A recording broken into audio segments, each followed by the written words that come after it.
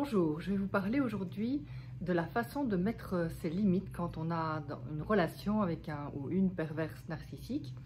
Et donc la première étape, je dirais, c'est de sortir de l'emprise avec cet état d'impuissance apprise qui caractérise le vécu de la victime dans l'emprise. Cela nécessite de se reconnecter à ses émotions, à ses besoins. Et pour cela, cela implique un ancrage dans le corps. Donc c'est utile quand on vit cette situation de prendre un moment pour ressentir le contact avec l'environnement, tout ce qui dans l'environnement procure de la sécurité. Tout ce qui dans l'environnement nous procure de l'énergie, de bien-être, grâce aux hormones du bien-être, la sérotonine. Et donc, avec cette énergie, eh bien, nous pouvons davantage prendre soin de nous. Nous pouvons nous rappeler ce qui nous apportait du bonheur, du sens à notre vie avant l'emprise, pour planifier ainsi une reconnexion à soi à travers différentes étapes. Comment prendre soin de soi au niveau alimentaire, au niveau du corps par une remobilisation du corps progressive, puisque dans l'emprise, on est en état de sidération, le corps s'immobilise sous l'effet de l'impuissance apprise, à force d'être nié, dévalorisé, culpabilisé, eh bien le corps se met en état d'impuissance apprise au niveau du système nerveux, ça se traduit par une immobilisation. Sortir de cet état d'immobilité est nécessaire pour retrouver de l'énergie, retrouver de la force, une force qui nous rende capables de poser nos limites. Et donc à chaque étape, il est important de nous féliciter pour les pas en avant et ainsi avoir davantage de capacité à nous estimer. Et cette estime de soi est essentielle puisque le ou la perverse narcissique consacre beaucoup de son énergie à casser l'estime de soi, casser l'identité pour maintenir l'emprise. Donc la satisfaction des besoins donne la force d'avancer dans la sortie de l'emprise. Elle donne à nouveau un sentiment de contrôle sur sa vie et c'est cette perte de contrôle qui est importante dans l'impuissance apprise. On n'a plus le contrôle de sa vie, c'est la pensée du pervers narcissique qui nous dirige. Et donc, retrouver une autonomie de pensée passe par cette sécurisation du corps, puisque le corps en état de sécurité nous rend davantage capables de penser par nous-mêmes, d'identifier notre ressenti, nos émotions et nos besoins. La priorité est donc de renforcer la sécurité et notre énergie. Cette sécurité est une énergie qui est acquise à travers l'octroi de temps pour soi, d'activités agréables et aussi de personnes ressources, ces personnes bienveillantes, à l'écoute, dans le non-jugement, qui vont nous aider à aller vers nos propres ressources et ainsi rétablir notre santé physique, notre santé mentale, rétablir notre capacité à prendre soin de nous de façon générale. Donc le burn-out est la conséquence de l'impuissance apprise puisque à force d'être critiqué, dévalorisé, culpabilisé, harcelée de toutes les façons, la victime perd son énergie, elle s'épuise, les hormones du stress qui sont créées en grande quantité face aux agressions mettent la victime dans un stress chronique et donc il est essentiel pour sortir de l'impuissance apprise de retrouver de l'énergie, de retrouver de la sécurité et ne plus perdre le contrôle de sa vie. Le burn-out, en effet, est un état de perte de contrôle de sa vie, une perte de régulation des émotions, une perte d'efficacité, une fatigue intense, une perte de concentration, de mémoire. Ça se traduit dans des addictions pour essayer de retrouver de l'énergie, un retrait social, une déshumanisation progressive qui finalement ne fait qu'aggraver la déshumanisation du pervers narcissique sur nous. Donc il est très important de s'autoriser aussi du repos, de s'octroyer du bien-être pour activer le nerf vague responsable de notre système parasympathique et de notre capacité à nous faire plaisir, à retrouver de l'énergie. Développer l'autocompassion, la gentillesse envers soi, eh bien, ça aide aussi à retrouver la capacité à prendre soin de nous.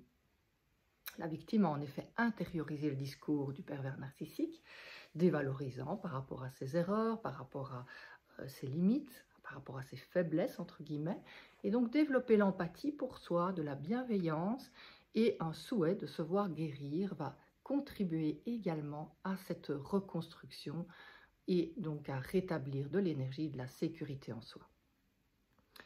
Poser ses limites par rapport à un pervers narcissique n'est pas la même chose que dans une relation saine. En effet, le pervers narcissique agresse, il veut détruire, il ne cherche pas la conciliation, la négociation.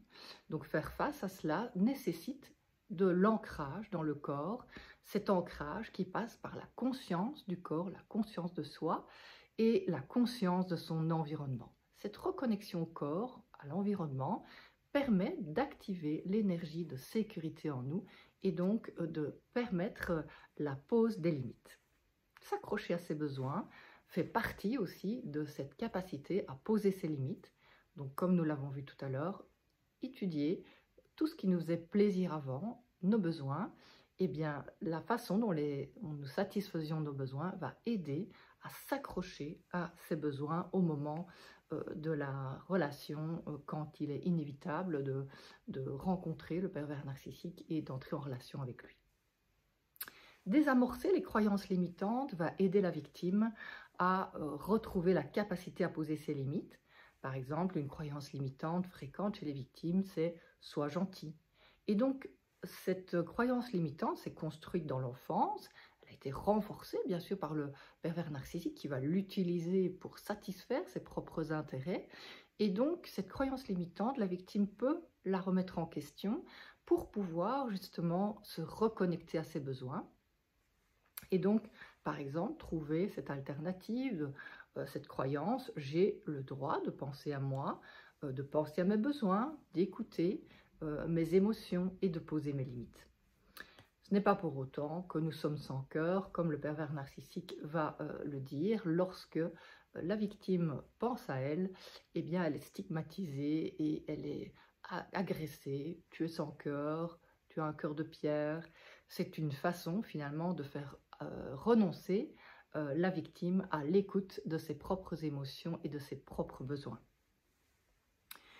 Au moment de rencontrer le ou la perverse narcissique, il est donc alors important de définir le cadre pour pouvoir poser ses limites de façon ferme et calme. Ferme et calme, donc grâce à la sécurisation du corps, nous l'avons vu tout à l'heure, mais aussi grâce à des règles, des objectifs que nous nous sommes fixés à l'avance en définissant un lieu précis, un moment précis, une façon de traiter le problème. Et la présence d'un tiers peut être essentielle, contrairement à une situation dans une relation saine où il est mieux de travailler le problème en tête-à-tête avec l'interlocuteur.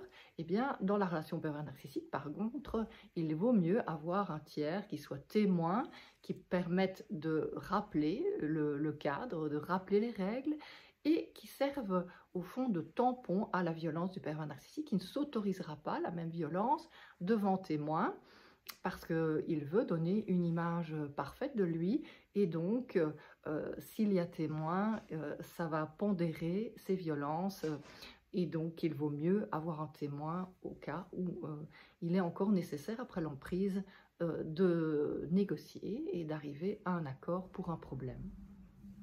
Donc contrairement à une relation saine, eh bien, il vaut mieux s'en référer donc à un tiers pour rappeler le cadre, rappeler au calme, et dans la discussion avec le ou la perverse narcissique, constamment en revenir aux faits, éviter de dialoguer à nouveau de la relation, puisque c'est une histoire sans fin. Le pervers narcissique ne veut pas dialoguer, il ne veut pas écouter, certainement pas écouter les émotions et les besoins de l'autre, et donc il est essentiel d'en revenir constamment aux faits pour arriver à trouver une solution au niveau des faits. Et donc faire préciser durant le dialogue s'il y a l'usage de paroles floues pour finalement récupérer l'emprise. C'est une technique que le pervers narcissique ou la perverse narcissique utilise souvent pour récupérer l'emprise, c'est les phrases floues, et donc ramener le pervers narcissique au fait à travers un langage qui soit plus précis justement, qui l'amène à clarifier son intention, sa pensée, ses objectifs. Et cette clarification va permettre petit à petit de résoudre le problème, d'envisager une solution. Donc, rester ferme, cela implique évidemment d'être calme, d'être en sécurité en soi. Et c'est la sécurité qui est vraiment à la base de cette capacité à poser ses limites pour pouvoir y arriver. Donc, activer le nerf vague avant la rencontre va permettre à la victime d'être en sécurité davantage pour pouvoir mettre ses limites calmement, puisque finalement, le pervers ou la perverse narcissique veut pousser à bout la victime en essayant de l'agresser de manière contrôlée. Lui reste calme, mais va trouver les paroles qui vont l'agresser, la blesser, et donc c'est à ce moment-là qu'il est essentiel de rester calme, d'avoir une respiration profonde, un expire prolongé pour pouvoir maintenir son calme et ne pas se laisser entraîner dans la violence, puisque la perverse narcissique veut pointer du doigt la victime comme étant l'agresseur. Le problème de l'inversion des rôles est vraiment le gros problème dans la relation au pervers narcissique. En poussant la victime à bout, finalement, il amène la victime à de la violence et ainsi, il peut la stigmatiser, faire croire à l'environnement que c'est la victime qui est l'agresseur. Donc, poser sa limite est essentiel dans le calme et dans la sécurité intérieure. Ça demande quand même une certaine préparation. Se préparer à la rencontre est très important. Donc, l'ancrage dans le corps, l'ancrage dans l'environnement, ce qui fait du bien, l'ancrage dans ses besoins, l'ancrage dans l'instant présent, être en sécurité dans le présent, et cela demande de mettre les souvenirs pénibles de côté pour pouvoir y arriver. Donc, être bien ici et maintenant, ancré dans son corps, ancré dans ses besoins, et une respiration calme pour pouvoir confronter en état de sécurité. En étant ferme et calme, eh bien, la victime peut finalement arriver à son objectif, même si elle doit être confrontée à des propos mensongers et au déni.